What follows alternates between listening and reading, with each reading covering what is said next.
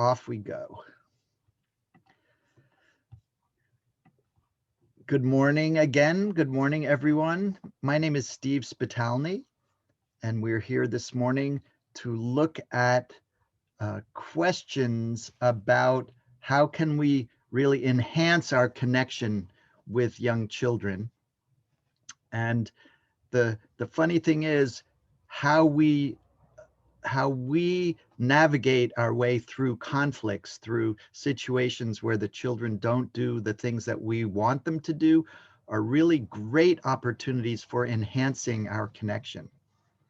There are also, you could say, there are potential places for damaging connection also. So I'd like to offer some thoughts and tools for the idea or towards the goal of enhancing connection, and to look at ways that all of us, myself included, have challenged our own connections and possibly damaged our own connections with young children. And the secret of all of this is that if we really understand how we function as human beings and how connection functions and how our habits or our patterns of the way we try to navigate our own stress, those are really the biggest obstacles that we have to our connection with adults, with children, with anyone.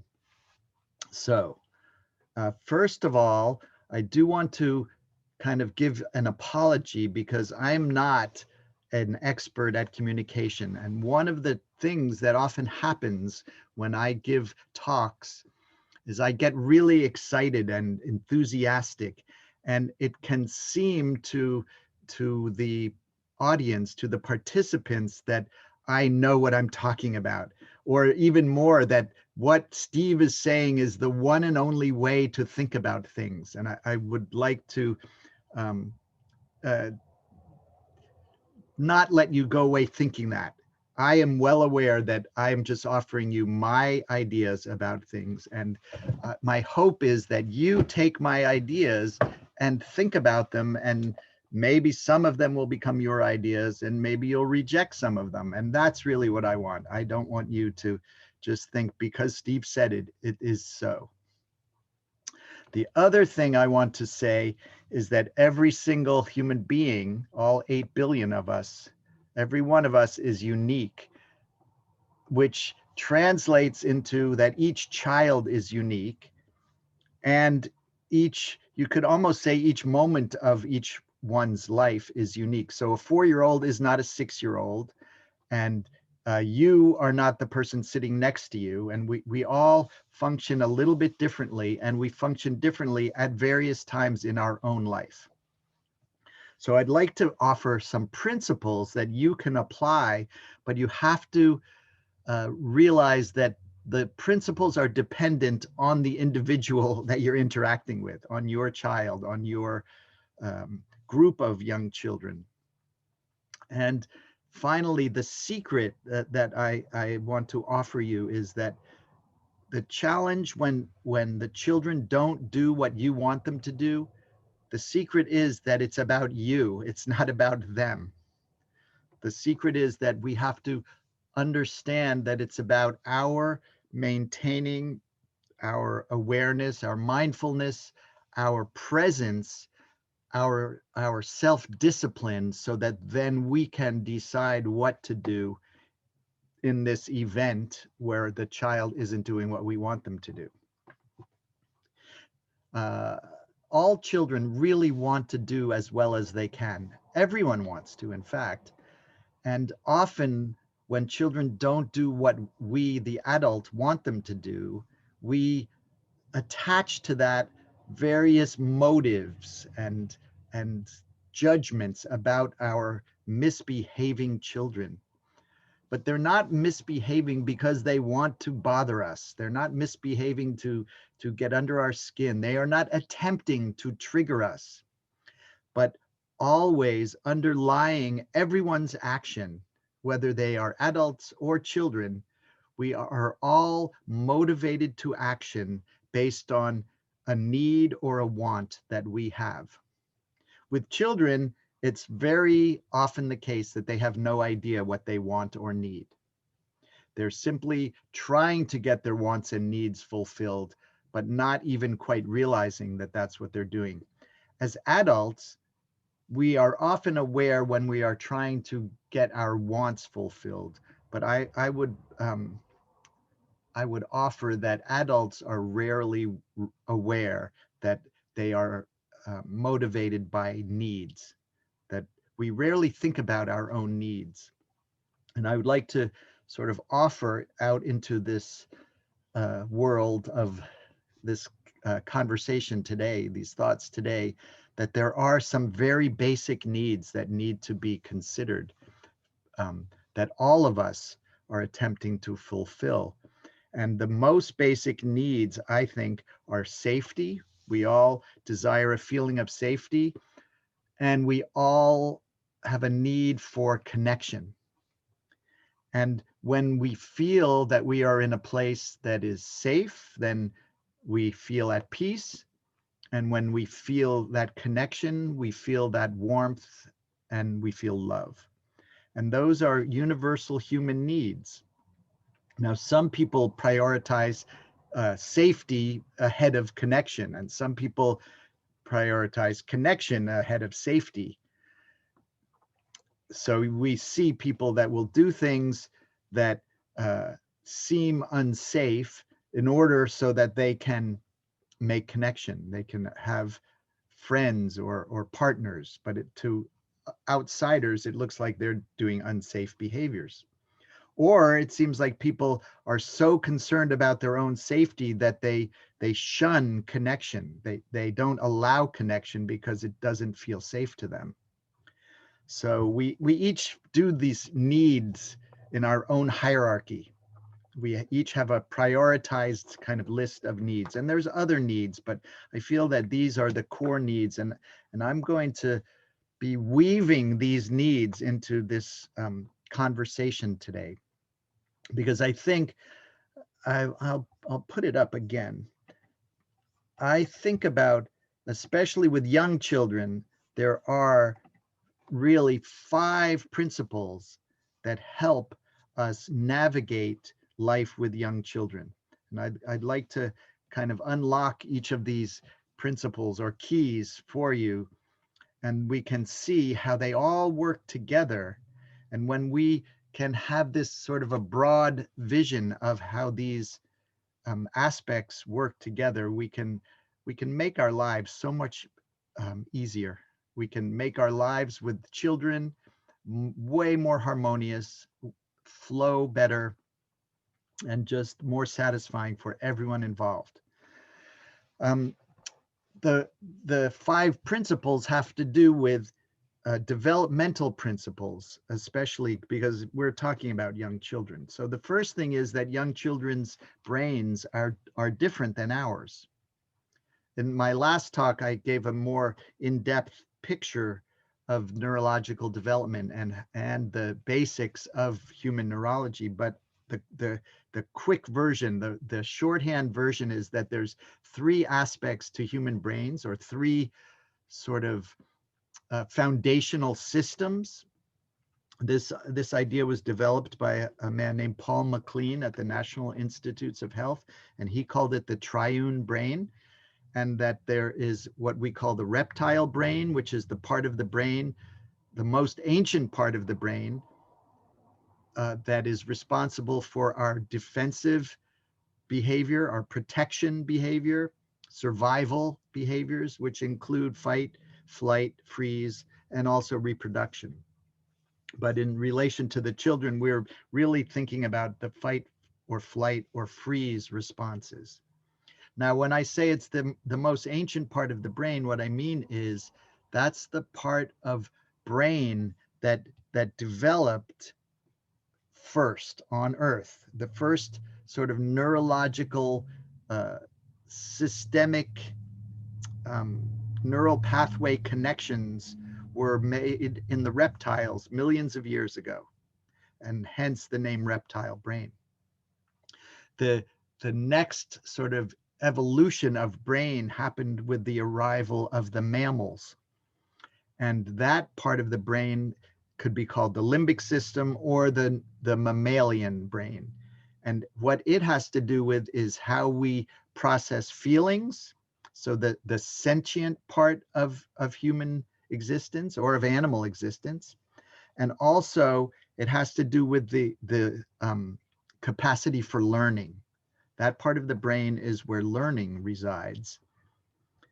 And finally, we have the newest evolution of brain, which is especially highlighted in the human being, and it's the prefrontal cortex, or some people call it the proto-mammalian brain. But it's the part of our brain where we are delivered the possibilities of executive functioning, so that we can reason and have understanding of cause and effect, that we can understand that we might not be able to have something now, but we maybe can have it later. Also, the possibility of focusing our attention on a thing that we choose. That is something that is delivered by the prefrontal cortex. And these three aspects or systems within the human neurology develop at different times. So the reptile brain of the human being is pretty much developed by age 2. It's mature by age 2. And you already see it functioning in the infant, in the newborn, with the startle reflex, for instance. The startle reflex is part of this reptile brain system for protecting. The limbic system, where learning and memory and feelings get processed, is mature by about age 7. And finally, the prefrontal cortex, where the executive functioning of the human brain lives, is mature at about age 28, give or take. So into the late 20s. So this is really important because we have to keep in mind that young children do not have a mature prefrontal cortex. And if we don't have that idea in our minds, then we could easily think that children should understand what we're talking about when we're trying to explain stuff to them. They should understand that if they do this, then that's going to be the result of it. They should be able to pay attention when we're talking to them. They should be able to do the thing that we told them once to do. But those are things that are not possible. The prefrontal cortex is, of course, the parts of the prefrontal cortex are present at birth, but their functioning to become mature and available as capacities is a long, long way off, decades, literally decades away from a young child. So possibly you've heard yourself or others say things like, well, I already told you once. Or even when you get more frustrated, I already told you 100 times. Why aren't you doing it now? Or things like, well, how do you think she would feel if, or how do you think you would feel if she did that to you? To have that sort of abstract putting yourself in someone else's shoes. We ask children to do certain things that they're really not capable of. Now, I'll explain in a little bit. They are capable of giving you answers so that you quit bothering them with these questions that to them seem very annoying. But they're not really taking into themselves an understanding or learning what it is that you wish they were learning. So that's one piece of it, this neurological development. And keep in mind that adults, or at least adults who've passed their mid-20s, do have access to the full capacity of human neurology. And so I say this semi-tongue-in-cheek and semi-seriously, and maybe it sounds harsh, but I'm going to say it anyway. We adults have prefrontal cortexes. So why don't we use them?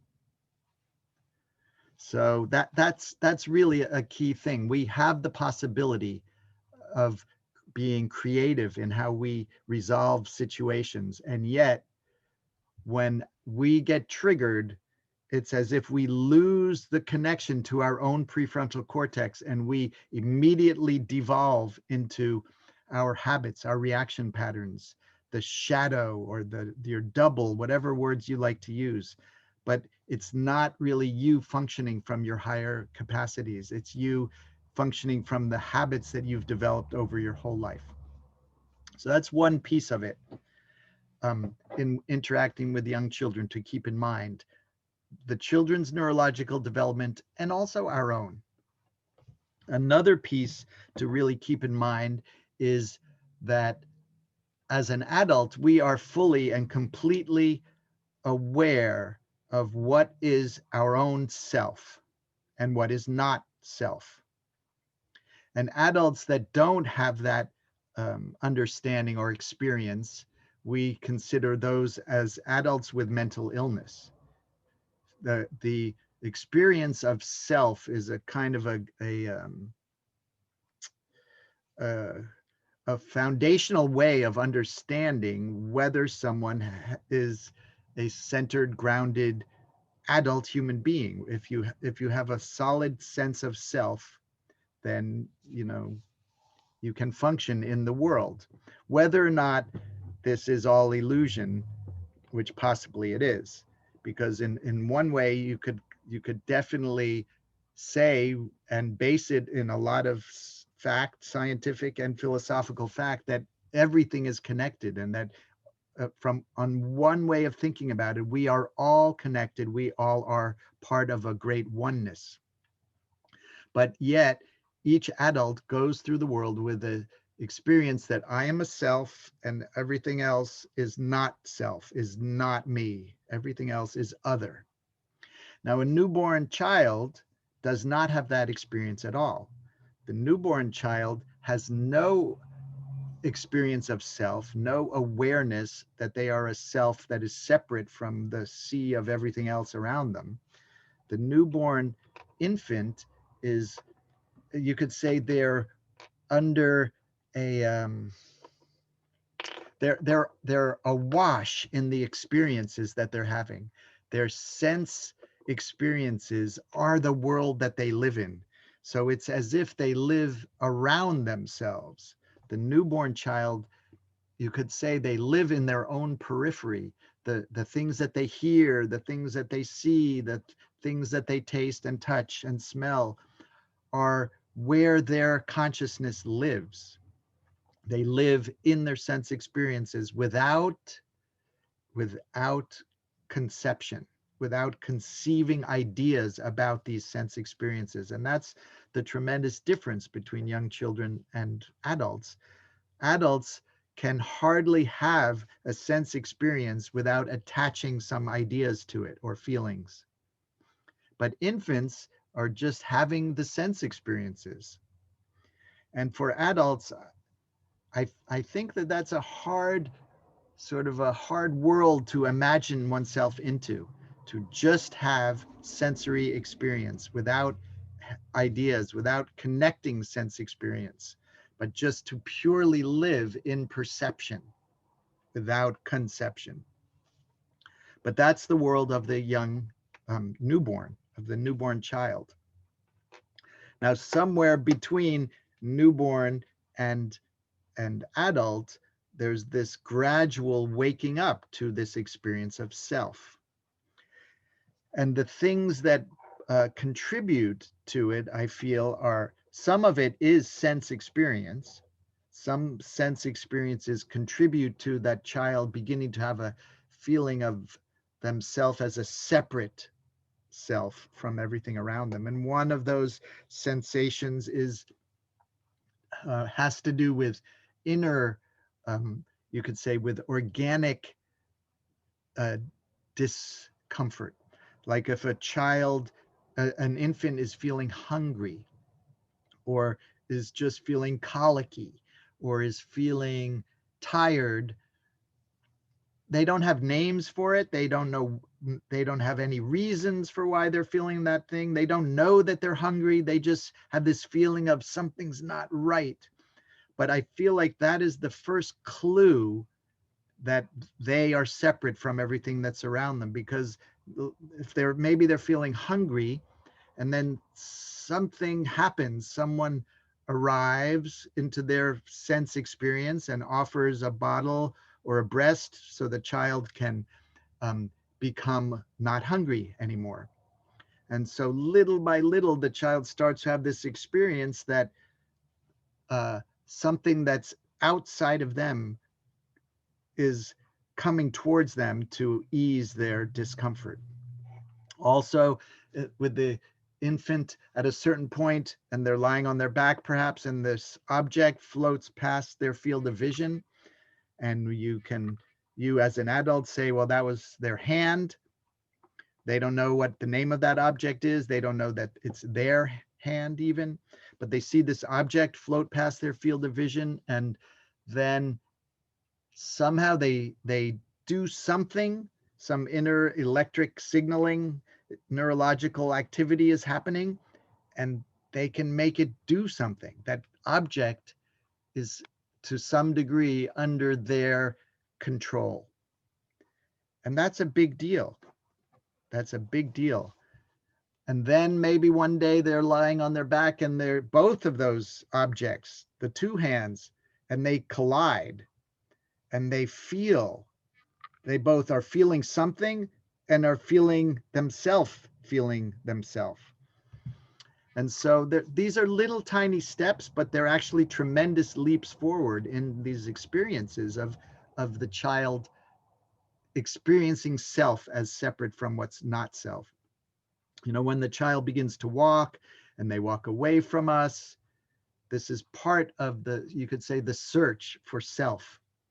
When the child is a bit older and they start to realize, well, there's dreams and there's not dreams. There's being awake and there's dreams, and they sort of represent different types of reality. And there's a stage when the child realizes that their own ideas, what's happening inside their own thinking, is something that is only available to them, that you can't think their thoughts with them.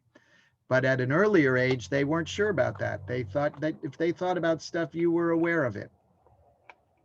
And then, of course, we have teenagers famously pushing away from us so they can discover themselves. Now, I feel like at first, in the early years, the child is on this arc towards experiencing self, towards experiencing that they are a separate self and that the world around them is other. So they are self and everything else is other. And then when you become a late teenager, young adult, you're really searching to define your own self. You have a self now, but you want to know yourself. You want to kind of get an understanding of your own mechanisms, your own habits, and your own quirks, you could say. And often adults get to a stage in their life where they maybe have family, close family, they have a partner, they have colleagues, and yet they feel the sort of the extreme separateness of self. They feel this extreme kind of isolation of being a self. And this is just a kind of a natural result of this development. We start connected to all of our experience, utterly connected, and little by little we develop this experience in relation to what is around us, that we are a self, and then everything else is not our self. And then we embark on a discovery of, well, who is this self that I am? And we start to feel that loneliness of being a separate self in the world. Oftentimes, people choose to take up a spiritual path because most spiritual paths are about connecting, about reconnecting, connecting with human beings, with whatever you envision the spiritual world as, but really to find a way to overcome that isolation experience of being a lone human being, but find a way to rejoin the community of beings. Now, what goes along with this developing experience of self is the developing experience of a part of our mind, I want to say, part of the tools of our psyche. And the intellect is what I'm talking about. The intellect is a tremendous gift. The intellect allows us to figure things out and to solve problems and many things. But the intellect is, uh, in a way, based on something being separate from us. For our intellect to engage in activity, it has to be separate from the thing that it is engaging with. Our intellect thinks about things. It wants to understand those things. It wants to weigh those things. It wants to measure them, wants to watch and see how things interact. But the intellect doesn't allow us to become one with those things. The intellect requires that we are separate from those things to be able to consider them. Our intellect requires that we make of everything else an object, make of everything else a separate object from our own self so that the intellect can consider it. So the intellect is not present in the newborn, but little by little, the intellect starts to awaken or develop, and more coinciding with the development of the intellect is the separating experience of becoming self. So the intellect is still a tool available for us to make connection, to reconnect, but we have to understand that the intellect wants to be the boss, you could say, of our mind. But the intellect is just one part of it. It just likes to be thought of as the boss of it all. So that's one other piece of these principles. And I just want to lay all of these out first, and then we'll see the interconnections. The way that any human being learns is by taking that activity or that information in. But learning is based on you doing something yourself. No one can learn you. Really, I kind of think no one can teach you actually anything, but you can learn things. What really I think the situation is that a so-called teacher can create an environment and offer things into the environment. But if there's to be learning, it's based on you doing something. And that activity is, uh, is you could say, that self-initiated taking in of the information or the activity or the behavior is based on you. It is a will activity, you could say. I mean, you could think that a human being only has a few ways to relate to the world around them, or to actually, the human being only has a few ways to relate to anything. One thing is that we could think about it. We could have ideas and thoughts and experiences in that realm about something that's happening or some sort of philosophical idea. So we could think about it. We could have feelings about what we experience or think about, and we can do something. So these basic human capacities of thinking, feeling, and willing, those are all the human capacities that we have. There are no other realms where human beings can be active. Now, adults tend to be active in our thinking. That's our most comfortable place to be. And young children, they more function in the realm of doing. So for them to really take hold of the world, it's going to be through the activities that they take up.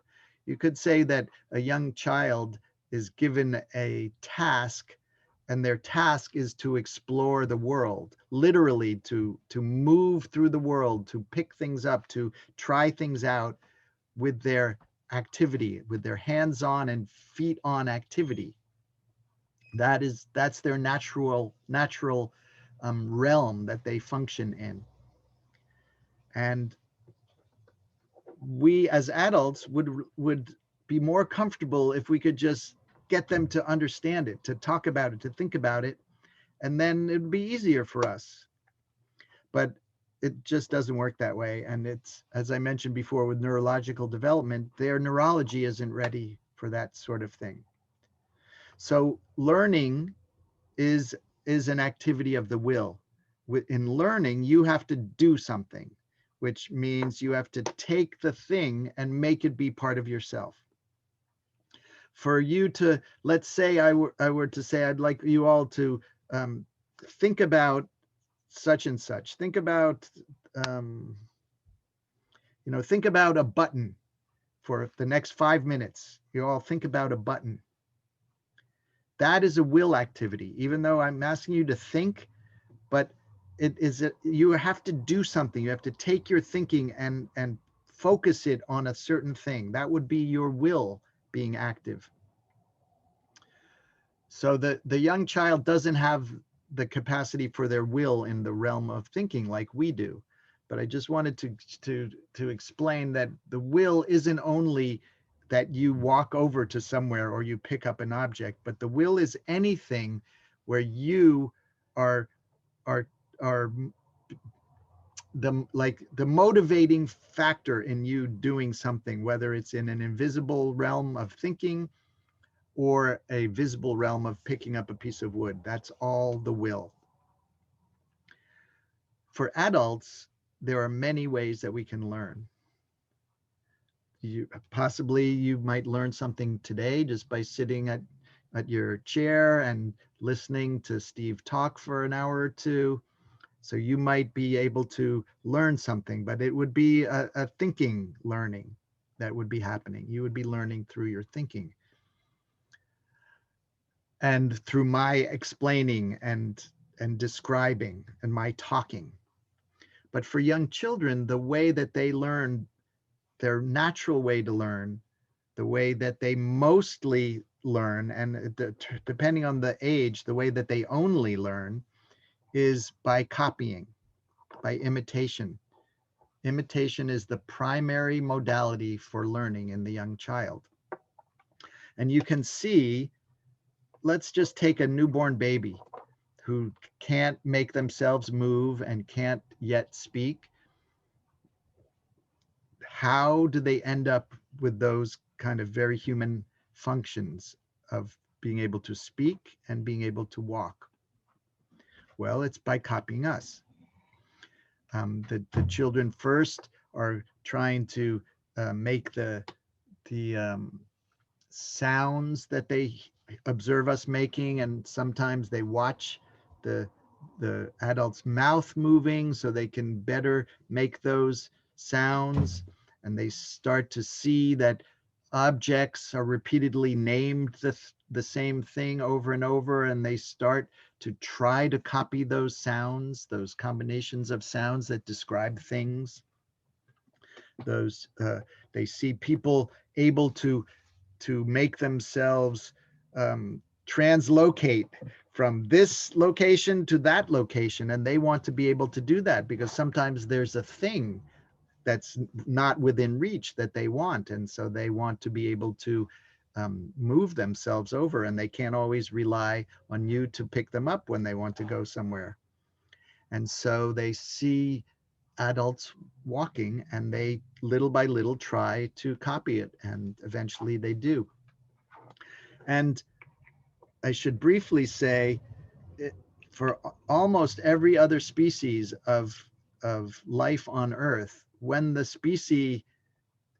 individual of that species is born, they don't need the other ones around to be able to do the walking or the speaking of that type of creature.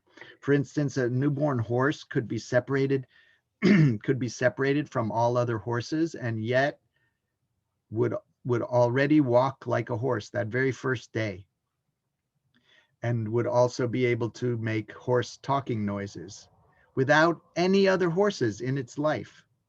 It could be separated at the moment of birth from other horses, and the horse would be able to speak like a horse and would be able to walk like a horse. Not a human being. Human beings would never develop human speaking and would never develop human walking without humans around to copy. That's how humans function. When we're born, we are not uh, uh, we don't have built-in instincts for speaking and walking like most other creatures on Earth do. So we have to have the example of someone doing those activities for us to follow along with. Now, what also is learned by imitation is everything. So the way that adults deal with stress, the reactive patterns that adults have for their own way to deal with conflict or not getting what they want, that's also imitated by young children. All of what we do and who we are is imitated by the children. And so that is part of why it's so important that we look to ourselves. We adults look within to discover the things that need to be changed, because we have to understand that children are taking us in whole hog. They are taking every aspect of us in, and it is becoming part of them. So the way that you deal with stress, and maybe you don't like the way that you deal with stress, probably you don't, none of us do, in fact, but your child is having that example, and it's something that they are likely to take in. The last realm that I want to just briefly describe is the realm of life forces. Um, many traditions have many different names for the uh, the energy, you could say, that enlivens human beings, or that enlivens any life. In fact, we have the matter that is the substance of our bodies, and yet the fluid flows in our bodies. We breathe air, and we have life. We're not just matter, we're enlivened matter. And if you're come out of the traditions of ancient India, that the name for that life energy is prana. If you're connected to the traditions coming from China, the name for that energy is qi. Rudolf Steiner liked to use the word etheric forces, but it's all referring to this energy that is enlivening the body, the vital energy that gives us life, or really the vital energy that is life. Now, in young children, we can understand that they are in a very formative phase of their life. And so this life energy has an additional function in children, which is forming the bodies, forming the bodies on the outside, so we can see growth. We can see increase in size and change in proportion of limbs and trunk and head. And inside the body, the organs are also developing. They are increasing in size, and they are increasing in their capacities. Their functioning is changing over the course of their early years. And I already spoke about how it's happening in the neurology, but it's happening in all of the organs. And so this life energy is another way to really be able to consider the young child, so that we are so that we're allowing them the fullest possibility of utilizing their own life forces for forming their physical bodies, without us creating obstacles for that use, without us pushing the children into using that formative energy for other purposes at a earlier time than it would be helpful for the child. So in some ways, all of these principles are lenses that we can look at how we interact with the children and think about how can we offer the best possibility for them and the least obstacle that would have been created by us in how we interact with the children. We could see, well, we could just look at it from the neurological point of view, and we see, well, yes, they have a reptile brain and a limbic system, and not yet much possibility for prefrontal cortex activity. We also can keep in mind that how they learn is by imitating, and this imitation is an activity that they have to take up themselves. You can't force them to imitate. It has to be, for it to be a learned behavior, it has to be something that they take up for themselves. But it's also connected to this gradual separation from their sense experiences to a discovery of this kind of social construct that we all are separate selves. And it's connected to this formative life energy that little by little is finishing its work on the young child, so that it becomes available, that life energy becomes available for new possibilities in 6 or 7 year olds of thinking, and possibilities of memory that allow them to recall things on demand around that time. But they're all, in a way, lenses for looking at the same thing. So I'm going to stop the screen share and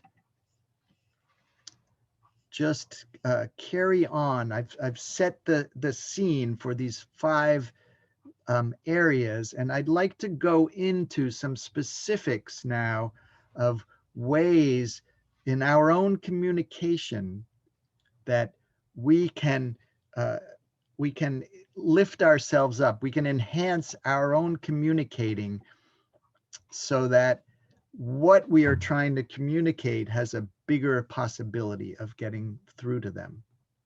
Because for me, as I mentioned at the very beginning, I want to give the children a feeling that their world is safe and that I am connected to them. So all of the things that I might do where they might end up feeling unsafe, I want to look at those and not be doing those. And all of the times where I might do something to break connection with young children or with anyone, I want to look at those things that I do and I want to stop doing them. So as much as possible, I want to create an environment of safety and connection. And it's not possible to do all of those things 100% of the time. But the more I can do them, I feel the more you can do it, the better it is. So I think that's the basics of this. The first thing is, before, when the children often do things that we don't want them to do. I mean, everyone does things that we don't want them to do. It's just a given, because everyone has their own ideas of what they want, and it might not match the things that you want. So before you speak, before you nag, before you remind, before you criticize or advise or chime in or explain, before you do anything, think to yourself, what am I thinking? So somewhere on somebody's blog once, I wish I had invented it. I thought it was so good, though, and that I never wrote down who I read it from. So I apologize to whoever that is. But they offered this acronym WAIT, W-A-I-T, and they offered it in the idea that while you're engaging with your child, you might consider asking, why am I talking? So do you actually have to engage in this situation at all? But I like to think of it as, what am I thinking? Because it would be a very different world if each one of us considered, what am I thinking, before we started talking. Usually we start talking and our thinking is lagging behind, and that is a sure road to trouble for you. So if we could do this, we could just save everybody so much distress. What am I thinking? And then start speaking. I think it's a good idea if we do a lot more listening and a lot less talking. And I have a friend, some of you, I'm sure many of you have heard of Hella Heckman. And when she had visitors come to her program, her early childhood program in Copenhagen, the advice that she gave them was very brief. It was eyes open, mouth shut. And I'm not suggesting that we never speak to children. That would be a weird world to live in also. But that we do more observing and more listening and not so much talking. You know, for adults, our best way to engage with people and to attempt to get connection is talking. But that's not necessarily the best way for connection with young children. In fact, I think that too much talking is really an obstacle for the children to connect with us. You've all, or not all, I'm sure, but many of you listen to the Peanuts cartoons, the animated TV version where the adults talk like wah, wah, wah, wah, wah, wah. And I know that's especially the case when adults are criticizing children, but I think a lot of the time adult talk to young children sounds sort of like that, or at maybe in a slightly less criticizing way, it sounds a lot like blah, blah, blah, blah, blah. Some of you have probably heard of Marshall Rosenberg, who developed this idea of nonviolent communication, or more recently renamed compassionate communication.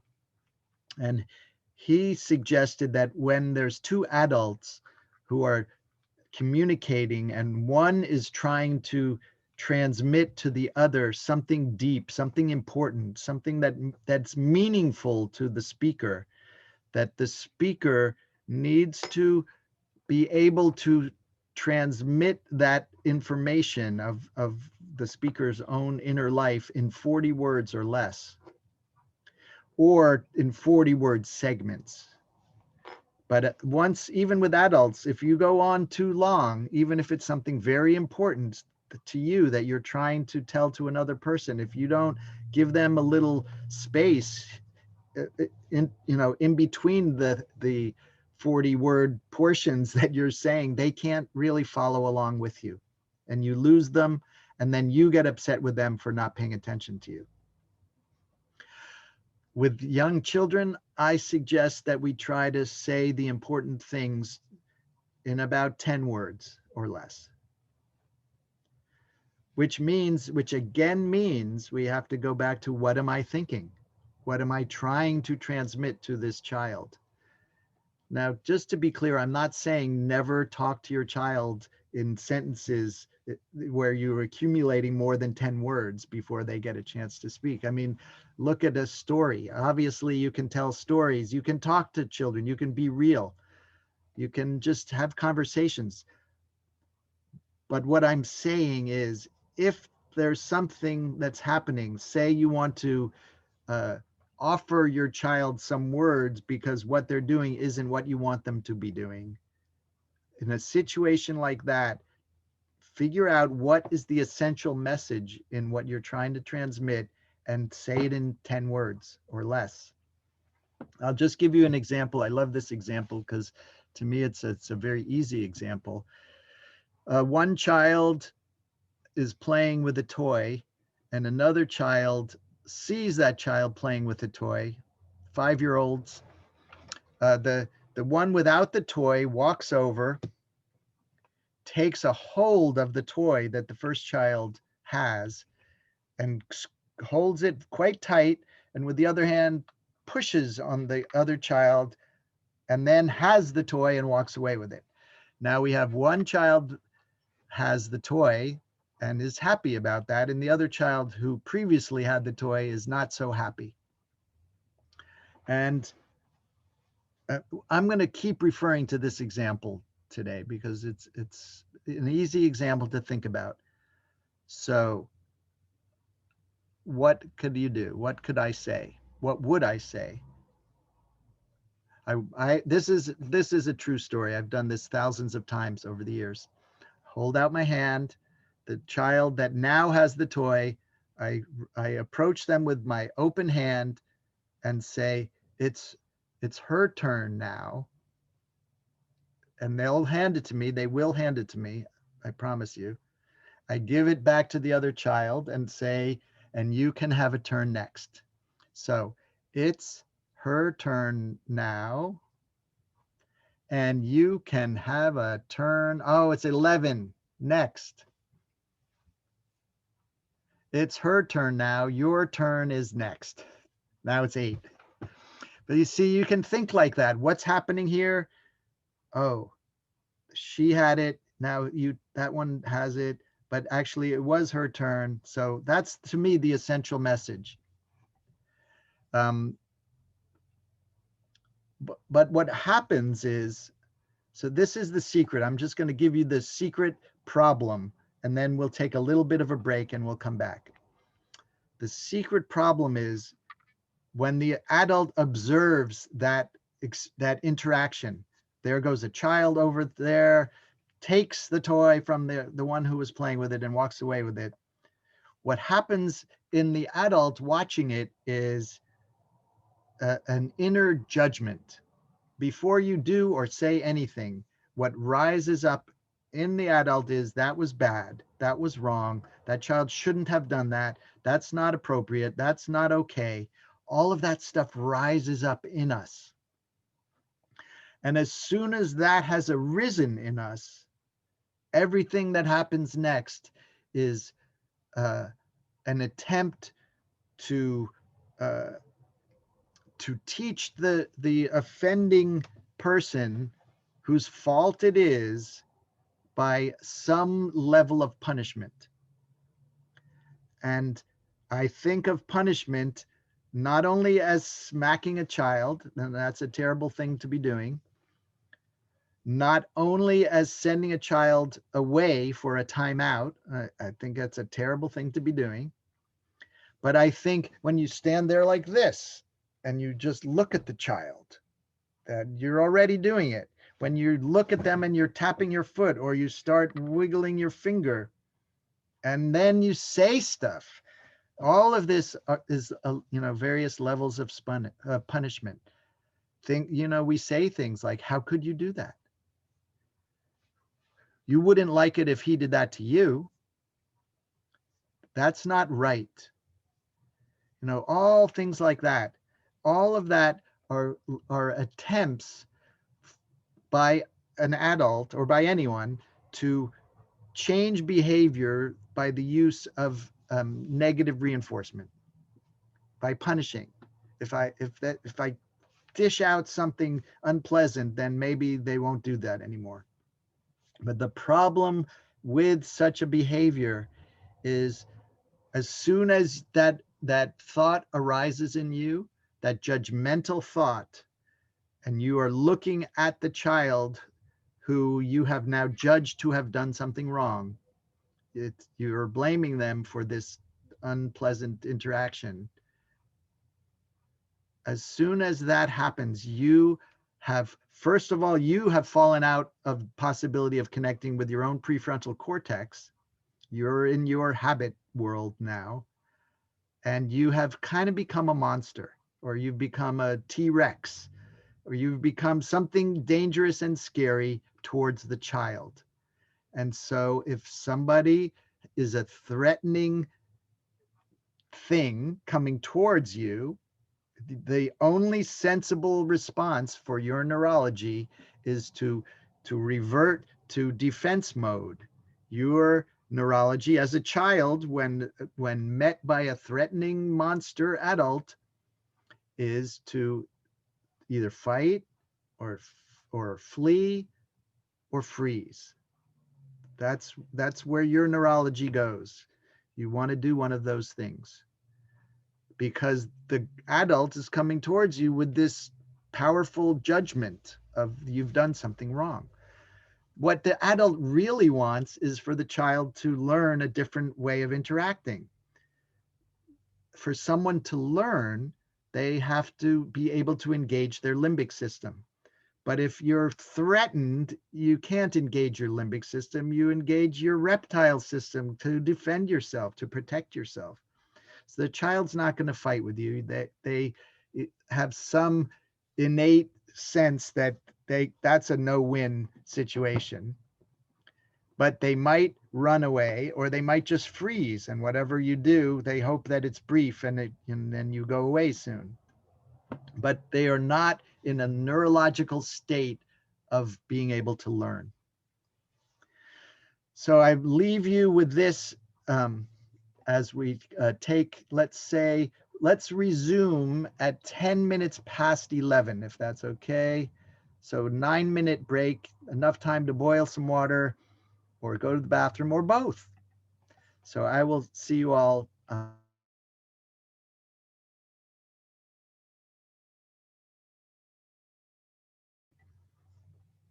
Okay. Well, I'm back. It's hard to tell if others are back, but I think there's so much to talk about, and 50 more minutes is definitely not enough. So I will carry on.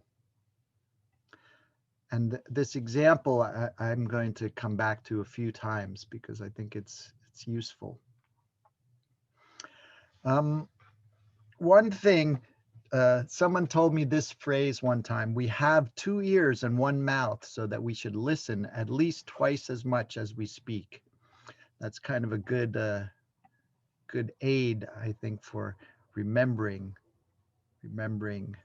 how to do important things, which listening is one of them. I think in a general sense, there are some words that we tend to use that get in the way of us making connection with other people.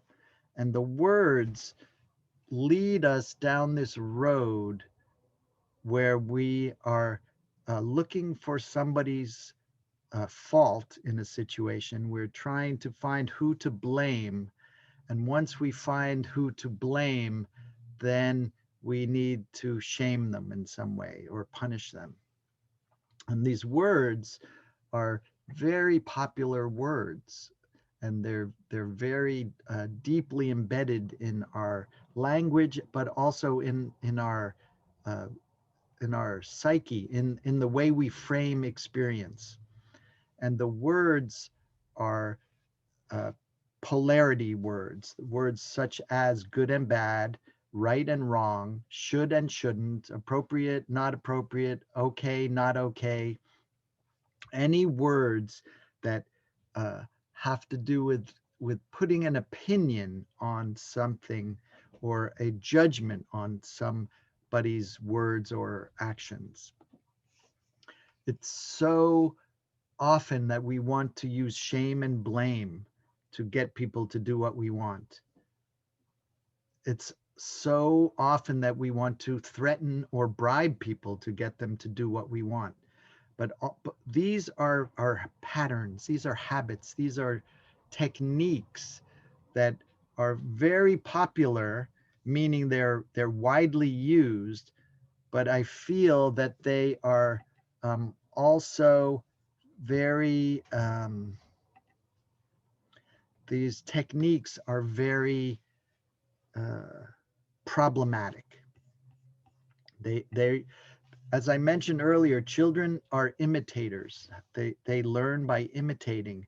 And so when we use these techniques of shaming or blaming, when we use the techniques of threatening or bribing, or as I said in the title of this workshop, sticks and carrots, then the children see that, oh, when things don't go the way I want, this is the tool I use. So we are training children to become threateners and bribers. We're training children to use shame and blame as a tool by our using those tools on the children.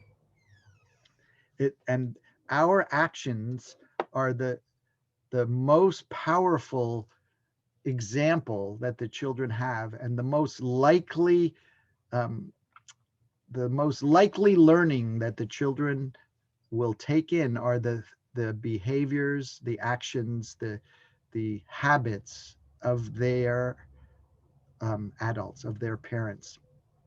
So it's really important, I think, for the adults to look at their own patterns, to break their habits, to become aware of the habits that the adults have in relation to the children, and then to really assess, how do I want to be with my child? How do I want to interact with them? Because my child is going to interact with others based on the way that I interact with my child. For instance, a simple example is, most people want their children to say please and thank you. And so if the child doesn't say please or thank you, you say to your child, oh, say please for that, or go tell them thank you. And they likely will do that, but it isn't something that they're really going to take in and learn, because you're just telling them to do it. You're forcing them to do it, you could say.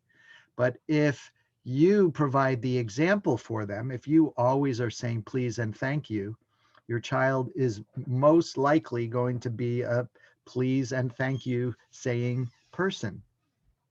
For instance, if your child comes up to you at lunch, you're eating lunch and they ate all their food and they want some more, and they say more. They hold the bowl towards you and say more, or give me more.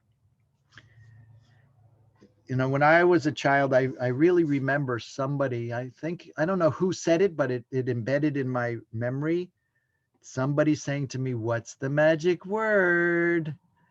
Meaning I'm supposed to say something to get what I want. So I had to figure it out. And so, of course, please is the magic word. But I find that it works so much better if the child holds the bowl and says more. As I'm scooping more into the bowl for them, I don't wait for anything to happen. I start scooping the food into their bowl and say on their behalf, please, can I have some more, Steve? So I'm just saying the words that I would be happy if they imitated. If I demand that they say those words, it's not going to be a learning on their part. But if I keep offering those words in front of the child for them to have for their own imitation, when they're at the point when they will imitate it, then it becomes a much deeper learning. So that, to me, that's a really important principle. Using this principle of imitation, of putting something in front of the child so that they can imitate it. The example I gave before of the two children, the one who went over and took the object from the other child, if I say, it's her turn now and you can have a turn next, I'm giving both of them something to imitate. I'm not requiring them to say something or other. I'm just saying these words, and based on my experience, one or the other of those children will, for absolute certain, one of those children will eventually say either, it's my turn now and you can have a turn later, or the other child might be the one who imitates and says, can I have a turn next? And that will happen. The thing about imitation is you don't know when it's going to happen. But when it happens, you know that it's a deeply learned thing. But until it happens, It's really important for the adult to understand that changing habits takes a long time. If you've ever tried to change one of your habits, you know it takes a long time.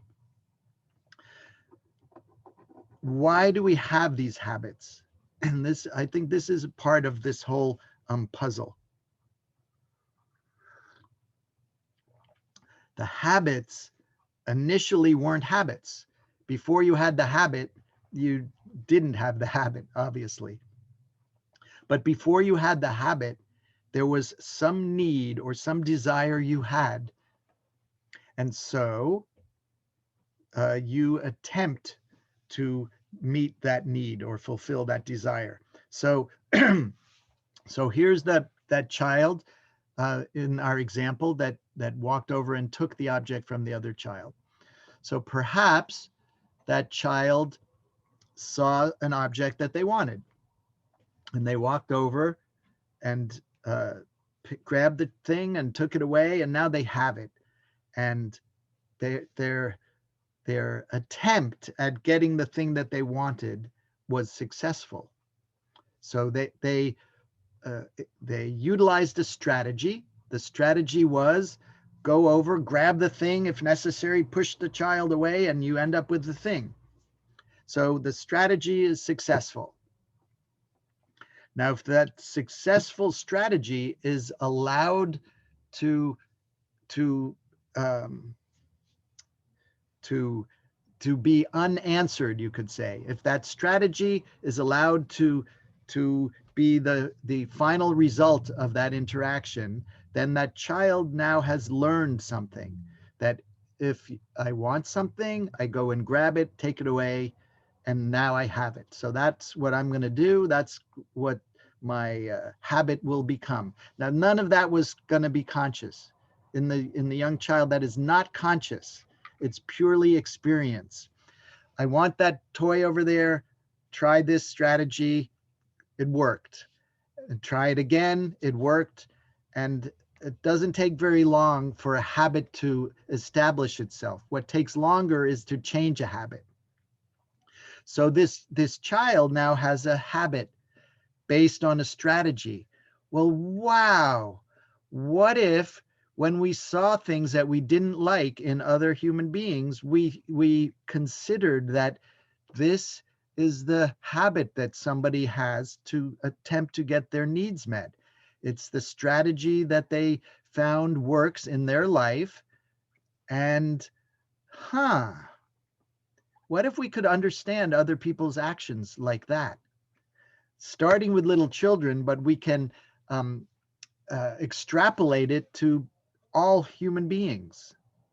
When people do stuff that we don't like, and we assume intention usually, but what if we instead assume that they're trying to get their needs met or their desires met, and they're using this habit based on a strategy that worked for them?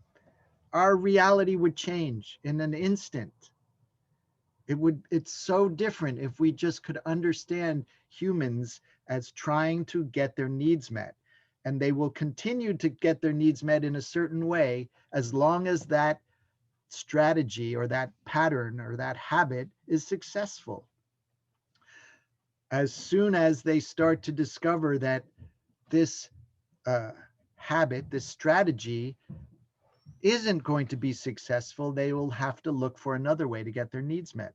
So with young children, if they attempt their strategy and then you give them a boundary with your words or your actions to help them see that, oh, there's something else going on here. There's another human being in this interaction. This person is having their turn. You can have a turn next.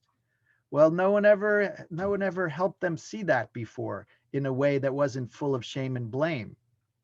If you can help them see it in a way without shame and blame, then they are not going to be in their defensive neurology, and they can be open to their learning neurology, being ready to take in a new strategy, a new technique for getting what they want or what they need. We all have this part of our neurology that's called mirror neurons. It's built into our neurology that we copy other human beings. It's a literally built into us. It's part of how human beings are wired for learning. In adults, we can watch somebody do something, and we can decide not to imitate them. In little children, they don't have the sort of the off switch yet. That's something that develops as the neurology develops. So in the younger children, this learning mechanism, this mirror neuron system, is really active. So when we present something to their mirror neurons, when we present something for them to imitate without stimulating their reptile brain, we are creating a situation where they're very likely to learn. And to me, the whole key is me maintaining my higher neurological functioning, me maintaining my centeredness, so that the child doesn't have to become defensive. And so that what you begin to see is this has more to do with the adult becoming a non-reactive being than it has to do with teaching some behaviors or something to our children. It's really so much about the adult, because the child is in such an imitative stage of life. So what it becomes to me is that self-education, understanding myself, and then seeing if there's pieces of my own behavior that I'm not satisfied with, that I would like to change, so that what I'm offering for imitation is more what I want to see in the child. We begin to see that self-education, self-development is a moral question. In a way, as a teacher, I say, and I didn't think of this, but I really resonate with these words of Margaret Meyercourt. The late Margaret Meyercourt was an amazing kindergarten teacher and mentor for so many people. She said, "Have I a right to educate the child unless I educate myself?" And I think that equally applies to parents. But becoming a teacher is a relatively conscious decision on somebody's part. But becoming a parent, sometimes suddenly we realize, oh my gosh, I'm a parent now, I have children. So the kind of planning ahead for it doesn't always happen. But I still feel that there's a implied responsibility on parents to develop themselves if you understand how young children learn.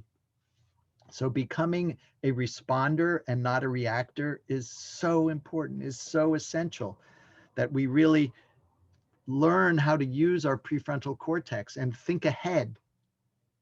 We can do a lot of thinking ahead to eliminate situations. So maybe you have a cupboard in your kitchen, and it's a low cupboard. It's kind of inconvenient for you to use, but it holds the special pans that you got from your great grandmother when they were, emptying out your great grandma's house. You were the one that ended up with these special pans, and it always reminds you of, whatever it is, Thanksgiving dinner when you were a child at great grandma's house or something. And you don't use them very much, but you keep them. They're like memorabilia, and you keep them in this low cabinet. And yet your little toddler is at the perfect height to open those cupboards.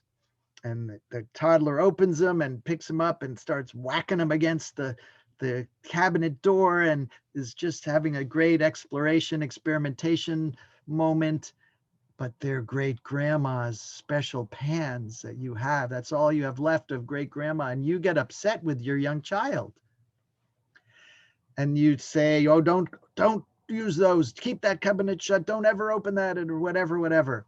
And of course, the little child, a couple days later, is at the very same cabinet. And you get upset again.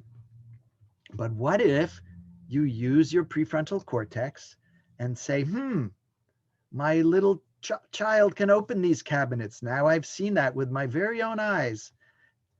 And so I'm going to move these special pans way up high where my little toddler can't reach them, thereby eliminating conflict. So we can do things like that. We don't have to have the same thing happen a second time. Because when the same thing happens the second time, we blame our children for it. We get mad at them again.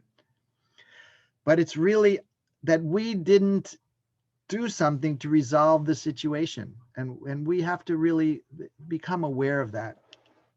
I want to show you this little thing. I learned this, maybe some of you have heard of Dan Siegel.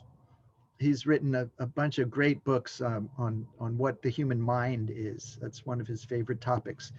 And neurology, he's an MD, and neurology is a big theme for him. And he showed this image that we can all do with our arm and hand. So if you imagine this part of you is the brain stem and the brain core, like the reptile part of your brain, the most ancient brain is your forearm and the palm of your hand. Now, if you pull your thumb across, you have a kind of a representation of where the limbic system sits in relation to the more primitive parts of our brain. And then if you take your fingers and fold them down, you have a representation for the prefrontal cortex. And if you really want to get a little into details, the parts of the prefrontal cortex on the outside, so maybe like this portion is where the attention or the ability to focus lives, and the outer portions and the more central portions have to do with planning and reasoning and all that sort of advanced thinking kind of stuff. Well, when your habits take over, when you are reactive, what happens, it's like this. You blow your top and this part of your brain is no longer available to you. And to a certain extent, neither is your limbic system, but your habits are learned.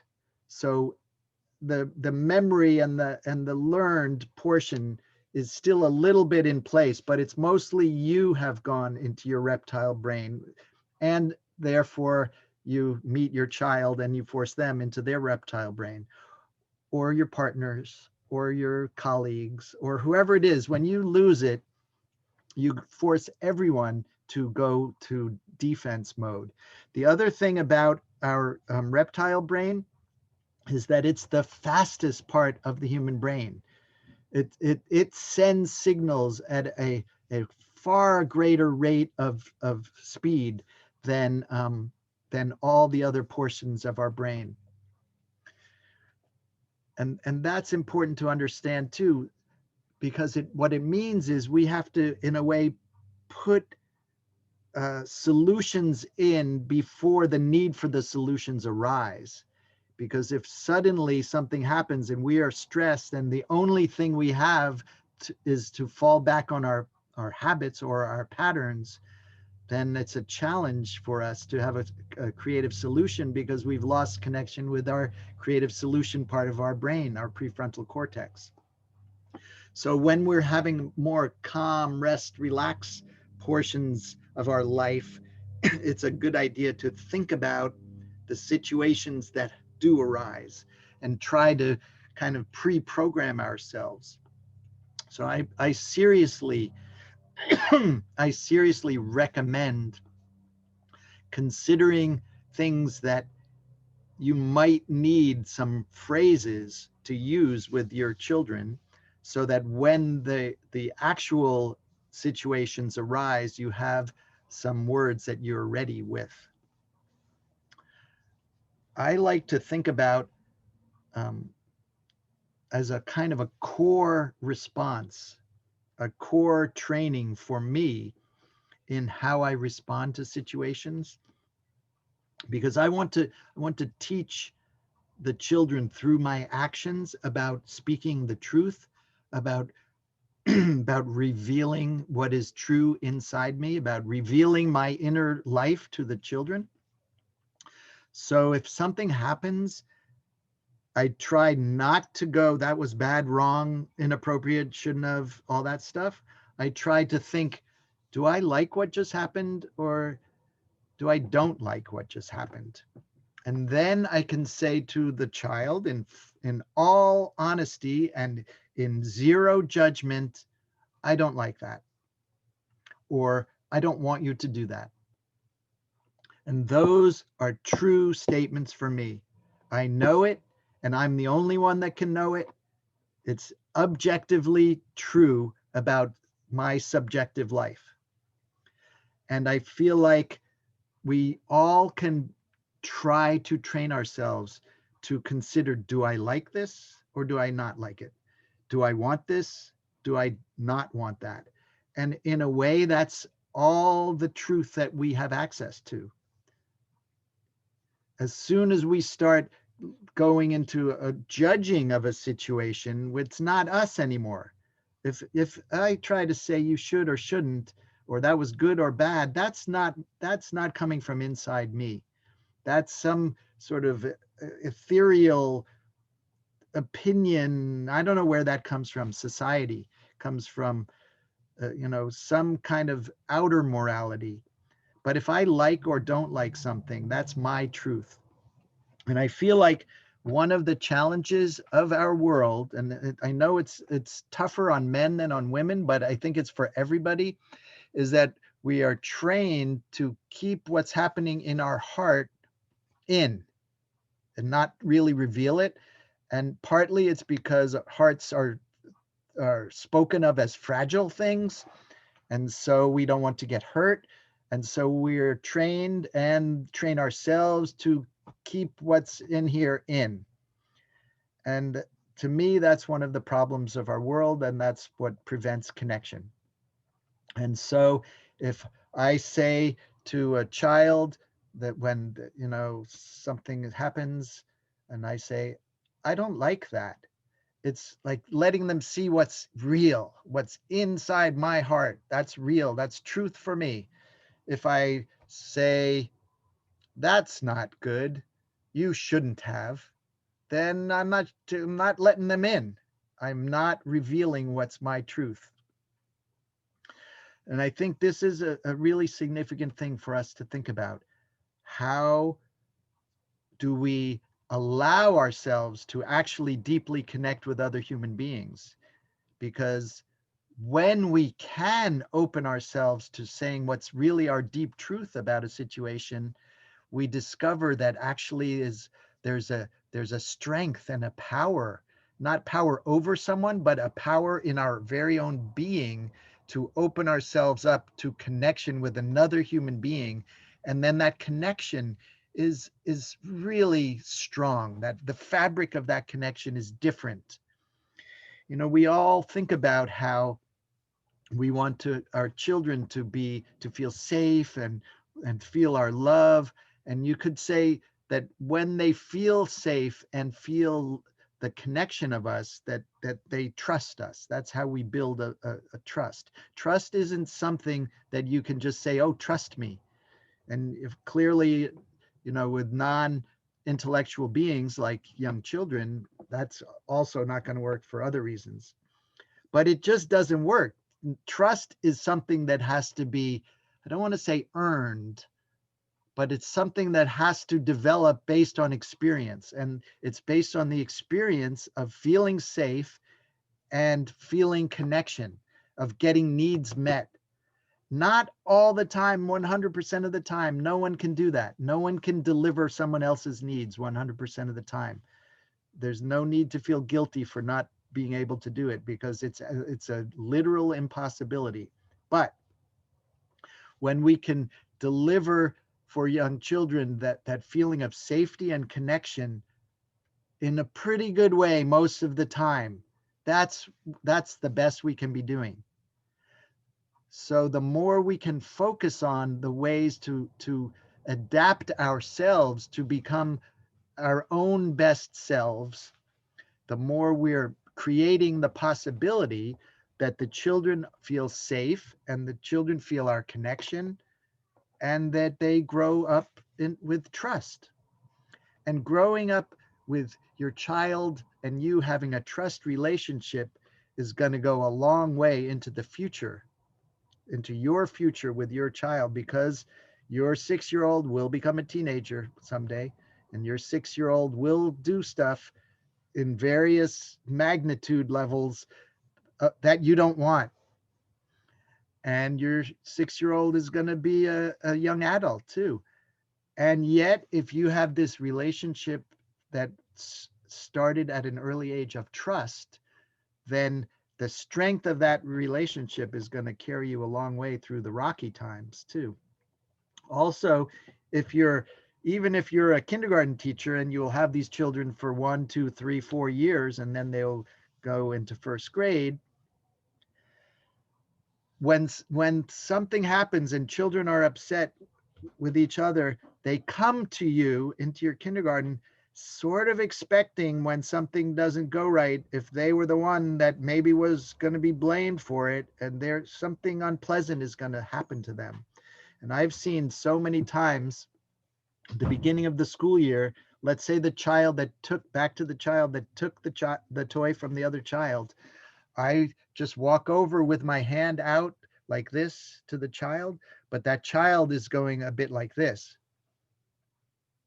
like they're expecting, not necessarily, it looks like they're expecting to get hit, but even that scolding words feel like getting hit to a young child. And it takes a little while for them to not do this sort of, trauma response, and to just be able to, to be present, to be not in their protection mode, and to go, oh, okay, yeah, it was his turn.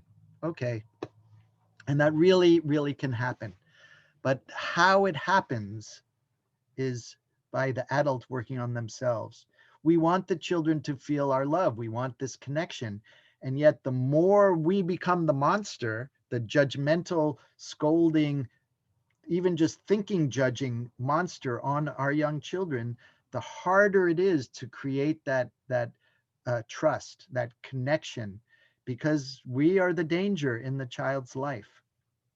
We all think, yes, there's abusive, literally abusive situations, and those are a high magnitude of awful experience for a child, and they leave serious damage. And it's a low level of the same thing when we are judging our children as being, to blame. We need to remember, this is just a strategy. They're trying to get their needs met. They're trying to get what they want. Just like us, everybody wants what they want, and everybody needs what they need. And we all have our ways of trying to get those things met. But children don't have the neurology to be creative with their solutions, and we do. So become a responder, not a reactor. Plan ahead, sculpt the environment for your child so that you are eliminating a lot of the difficult moments using your neurology. I listened to this really wonderful Tibetan Buddhist teacher. Sometimes he lives in Richmond, California. His name is Anam Tubten, and he gave this really powerful um, tool, I think, for looking at ourselves and changing ourselves. And I'd like to share that with you all. And his suggestion is a 3-step process that one could do every single day. And it's a really powerful tool for looking at and changing your own way of being, your own way of framing the world, and then of responding to how you have framed your experiences.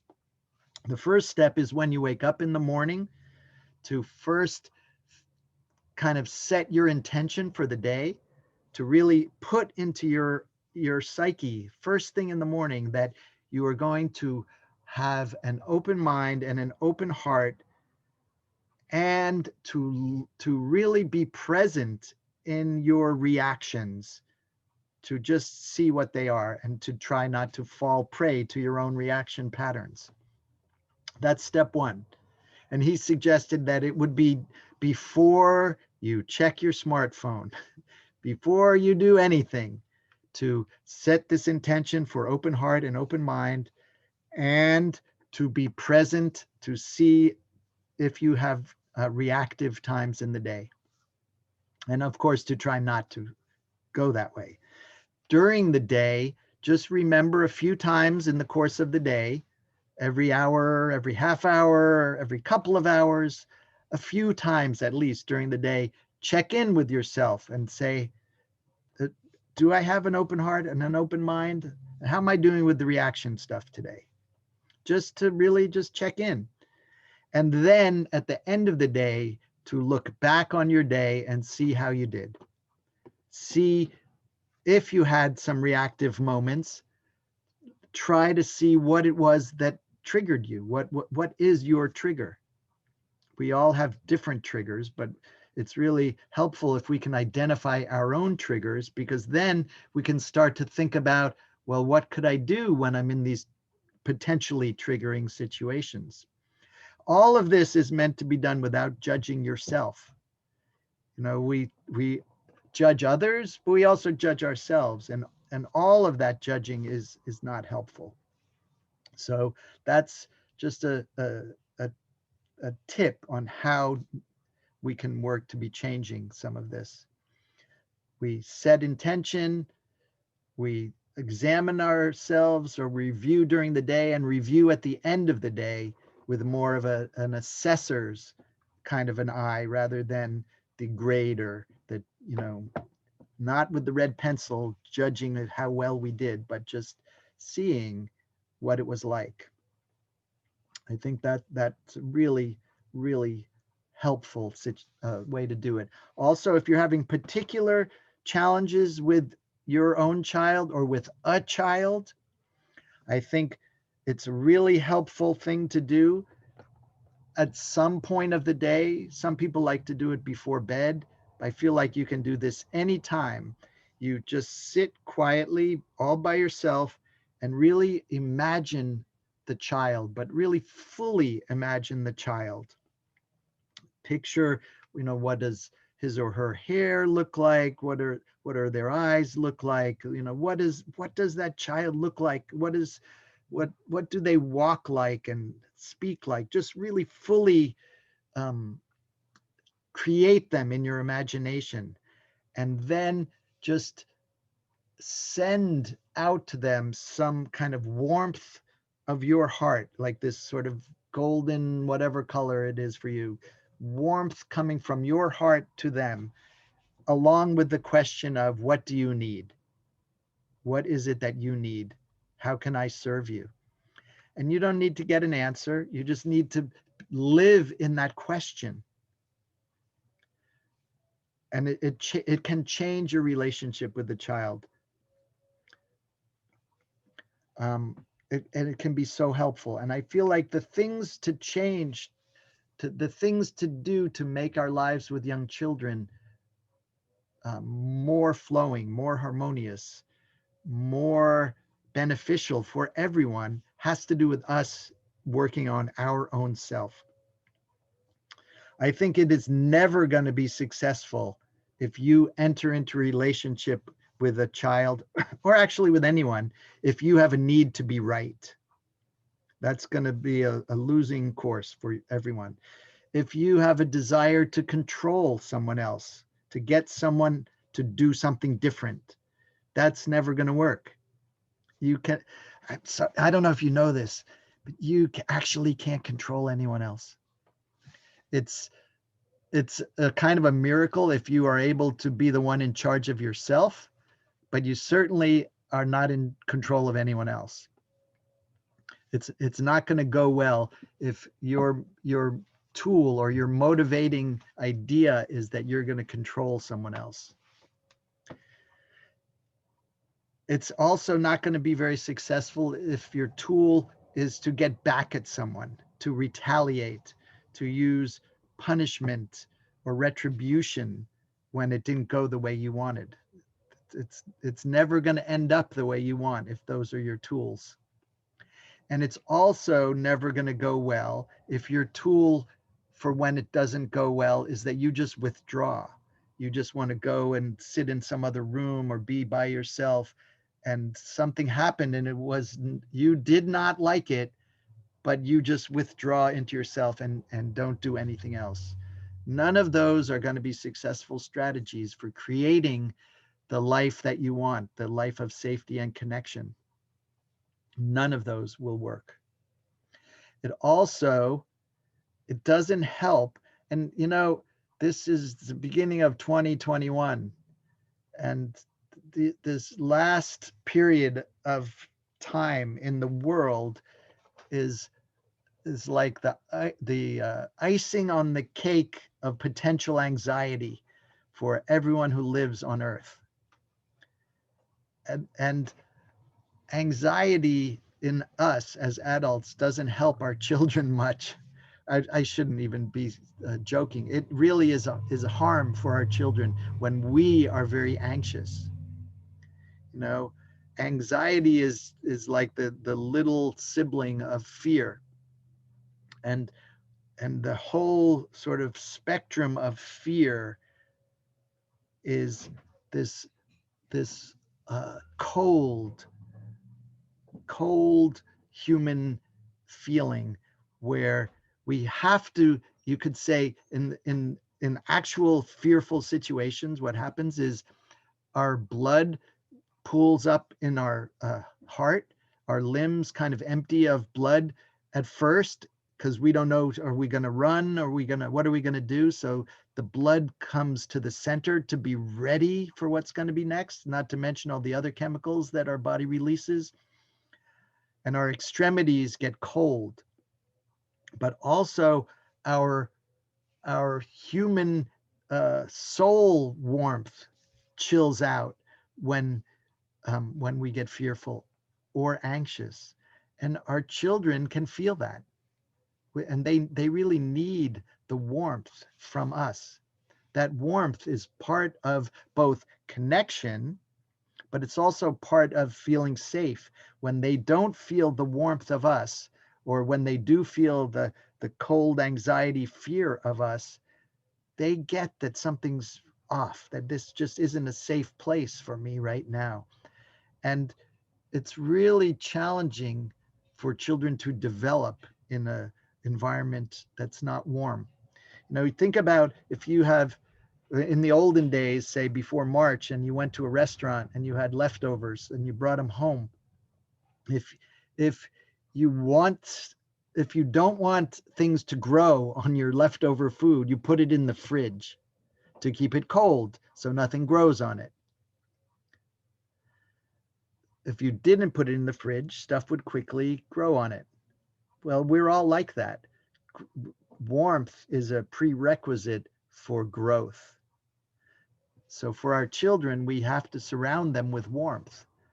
And in this world that is full of potentially anxiety creating things, we have to double down on our work to make sure the children are feeling our warmth. And really the last thing I'd like to say to kind of wrap up, I talked a lot this morning, and I started out by saying I'm not trying to tell you the one and only way to think about stuff. I am offering you some of my ideas. I don't want to say I'm an expert. I'm a grandparent, I'm a parent, I've been a teacher a long time of young children. But really, who are the experts? You are the experts, each one of you, because you know your children. I don't know your children. You know your groups of children. I don't know them either.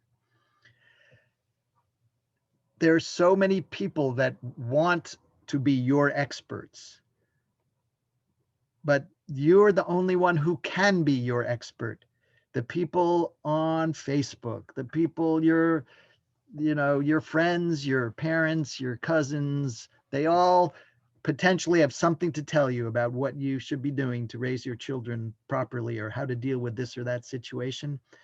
But your own voice or your own inner knowing of what's really the right thing to do can get lost from all of the chatter of everybody's advice.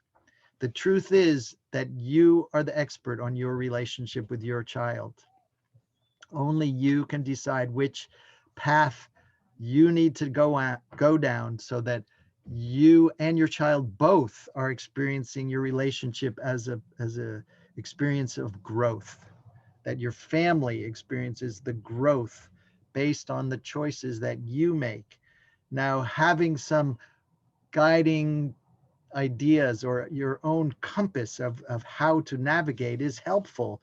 But in the end, it's you that has to decide how you respond to what happens.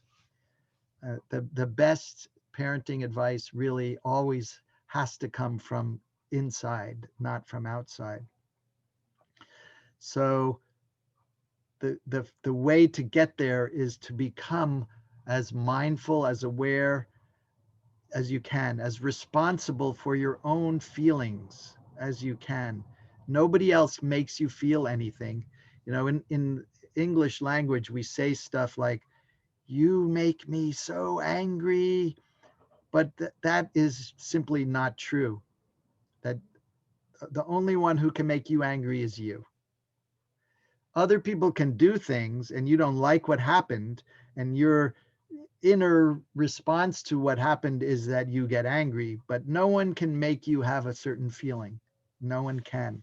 We have to become responsible for our own feelings. And it's another place where we blame people. You know, if any of you have ever gone to a counselor, couples counseling, what they always teach, what they always start out by trying to get people to do is to say I messages. I feel such and such and such, rather than you make me feel such and such and such. And it's not only a play on words, it's really, we have to begin to reframe our experience so that we actually experience it like that. This thing happened. I didn't like it. My need for safety or my need for connection wasn't being met. And this is how I'm going to respond to it. And I think that's the sort of the long path towards us becoming uh, better parents, better human beings. And that's how we as a humanity will kind of lift ourselves up to become a better world for all of us. But we can only do it one at a time, and we can only do it in the way that we best see it for ourselves. So uh, thank you all for spending your Saturday morning with me, or at least those of you in California, those of you other places. I don't know what time it is for you, but thank you all for being here. And um, there is one little question. Okay, I'll answer one specific question that I saw. And uh, the question is, what if the children don't want to help? So there's adults tend to think of that there's work and that there's play, and that there's times for each of those things. And now, child, it's time to stop playing and it's time for the work. So come help me with this work. Or even more challenging, you've been playing, little child. Um, Now you have to do the work of putting all this stuff away. So my first advice is, don't expect the child to do it on their own, that you engage in that activity of putting the things away with them, and that you don't have to think of it as work. This is just another time for you to engage with your child, another time for you to connect with your child. And you can make it fun. You can say, oh, let's, maybe the child was playing with some cloths. You can say, oh, let's roll up these cloths. And oh, it's actually, these are cinnamon rolls. Will you bring these to the bakery? And you can turn it into a playful, imaginative activity with your child. If they won't help you, I mean, do they have to help you? Why do they have to help you? Now, we have to always consider it's somebody's agenda, but it's not necessarily everybody's agenda. And I'll tell you a last example. When I can't remember how old my youngest was, she's in her late 20s now, and she had been playing with some toys, and uh, I have since figured out that I have a value, which is before I leave the house, I like the house to be tidy, so that when I return to, a tidy home. Everything's already put away when I arrive back home. And so I had an appointment that I had to bring my daughter to, and I noticed what time it was. I say, "Oh, you have to put away all this stuff right now because we have to go." And it was like a lightning bolt struck me in the head. And first I realized it was my need. I was making it be her need. You need to put away all this stuff because we have to go. I didn't plan ahead. I wasn't watching the clock. My prefrontal cortex didn't eliminate potential conflicts ahead of time. And I I spoke the words as if it were her need to make it be a tidy space when it's actually was my need. So that really helped me. And I feel like when we really have to step back and look at whose need is it, whose agenda is it. It is just because you have an appointment doesn't mean that that's important to anyone else. So we have prefrontal cortexes. I've said this before. They're there for us to use. So again, thank you all. Thank you in Malaysia. Thank you in California, and to all of the other places where people are. Um, I will post this on my website, and also on YouTube. So if you would like to watch again or share with others, you're welcome to. Bye for now.